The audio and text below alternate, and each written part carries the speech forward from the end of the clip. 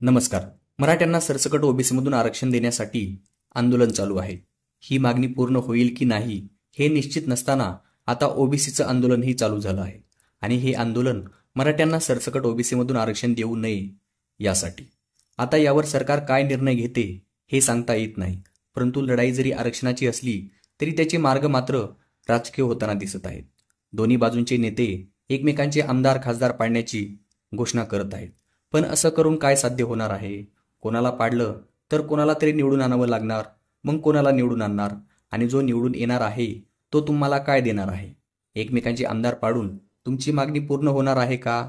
परंतु या प्रश्नाची उत्तरे कोणीही देणार नाही, कारण यातून काहीही साध्य होणार नाही.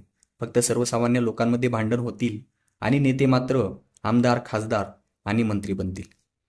आता यावर ओबीसी नेते काय भूमिका घेतील हे माहीत नाही, पण आपण मराठा समाजाने मात्र एकमताने आणि एकच मागणी केली पाहिजे. सरकार, विरोधक अर्थात सर्वच राजकीय पक्षांना आपली भूमिका काय आहे हे जाहीर करायला लावले पाहिजे. कारण कोणताही नेता किंवा पक्ष आपली भूमिका सांगत नाही, एकतर फक्त वरवरचा पाठिंबा जाहीर करतो आणि त्याच्या राजकीय विरोधकांवर टीका करतो किंवा जबाबदारी दुसऱ्यांवर ढकलून मोकळा होतो आणि आपणही लगेच आपली राजकीय भूमिका व्यक्त करतो. पण यातून कधीही मार्ग निघणार नाही. आपण नेत्यांना मराठा आरक्षणावर योग्य आणि कायमस्वरूपी तोडगा काढण्यासाठी भाग पाडले पाहिजे. पाडापाडी करून आपल्याला काय मिळणार आहे? यामध्ये फक्त नेत्यांचा फायदा होईल आणि आपली मागणी ही कायम मागणीच राहील. त्यामुळे एखाद्याला पाडण्यापेक्षा एखाद्याला निवडून आणणे अधिक योग्य होईल, जर त्याने मराठ्यांना लेखी आश्वासन दिले तर.